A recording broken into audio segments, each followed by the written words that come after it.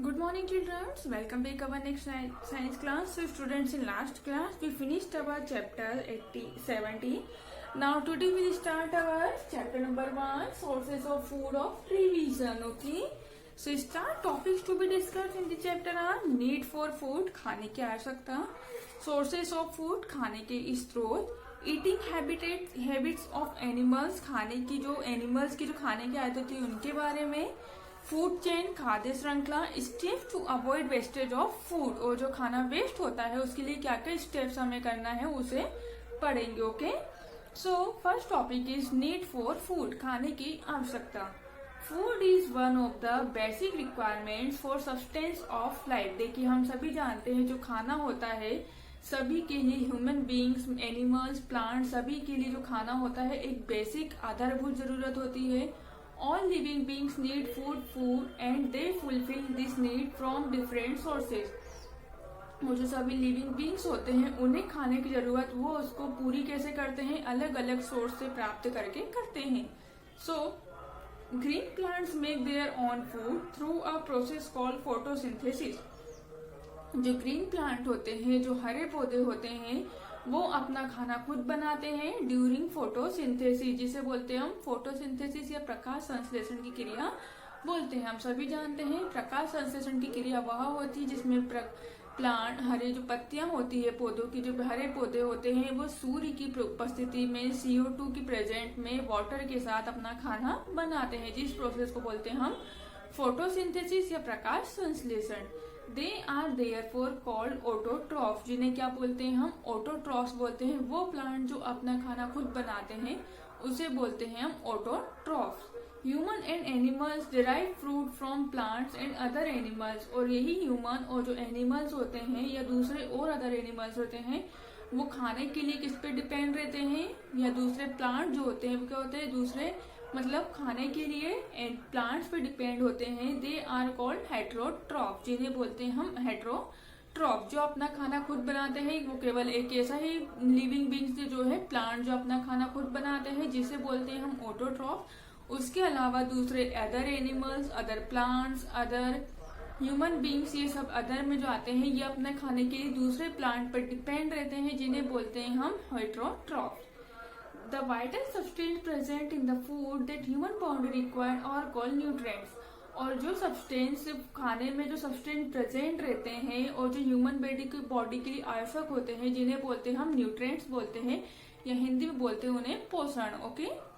The 3 basic functions of food. अब food के 3 basic आधार या फंक्शन कौन कौन से हैं. Food give us energy to work and carry out different life process. जो खाना होता है वो सभी ह्यूमन बींग्स को, मतलब सभी जितने भी ह्यूमन बींग, जितनी भी लिविंग थिंग्स है सभी को क्या देता है, एनर्जी देता है. बिना खाने के हमें एनर्जी प्राप्त नहीं होती है, तो जो खाना होता है हमें एनर्जी देता है वर्क करने के लिए. And carry out different life process, और लाइफ की अलग अलग प्रोसेस को डिफरेंट वर्क करने के लिए हेल्पफुल होता है. फूड प्रमोट्स बॉडी ग्रोथ, खाने के द्वारा ही हमारी बॉडी की ग्रोथ होती है. It helps in building new cells to replace worn out cells, और जो क्या करता है हमारी न्यू सेल, जो सेल्स पुरानी हो जाती है उनको अलग कर देता है और जो नई सेल्स बनाने में भी, बिल्डिंग बनाने में हेल्प करता है.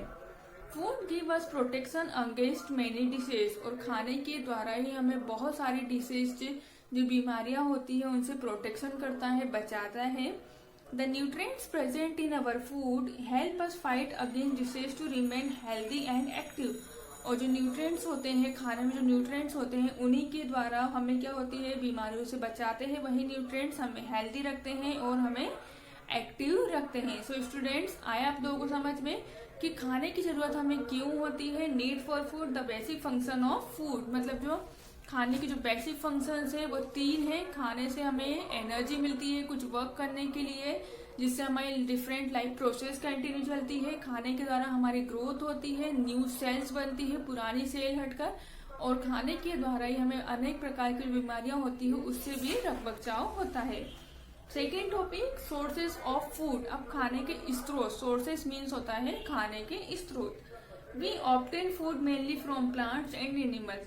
हम अधिकतर अपना फूड कहाँ से प्राप्त करते हैं? प्लांट्स, पेड़ पौधों से प्राप्त करते हैं, और एनिमल्स, जीव जंतुओं से प्राप्त करते हैं। It does not mean that all planets and animals are edible. तो इसका मतलब ये नहीं होता कि सारे जो प्लांट्स है और सारे एनिमल्स है वो खाने योग्य हैं। Okay, we eat the parts of certain plants which contain nutrients that can be digest easily. हम प्लांट के केवल वही पार्ट खाते हैं जिससे हमें न्यूट्रिएंट्स मिलता है और जो हमारी बॉडी में इजीली डाइजेस्ट हो जाते हैं। हम सारे प्लांट को नहीं खाते। हम कैक्टस का प्लांट नहीं खाते हैं, हम नहीं खाते हैं कैक्टस का प्लांट, बट हम खाते हैं टोमेटो का प्लांट। उसमें से हम क्या खाते हैं? टोमेटो का फ्रूट खाते हैं, जिससे हमें क्या मिलता है? एनर्जी मिलती है वर्क करने के लिए। Similarly we obtain food from certain animals. उसी प्रकार हम खाने एनिमल्स में भी कुछ कुछ पार्ट ही खाते हैं। Let us now about these two sources of food. तो first sources is plant as a sources of food. अब जो प्लांट्स होते हैं, जो पौधे होते हैं, वो खाने के स्रोत किस प्रकार होते हैं? We get most of our food from plants. हमें अधिकतर अपना खाना प्लांट्स से ही प्राप्त होता है। We get vegetables, fruits, pulses and cereals from different parts of plant.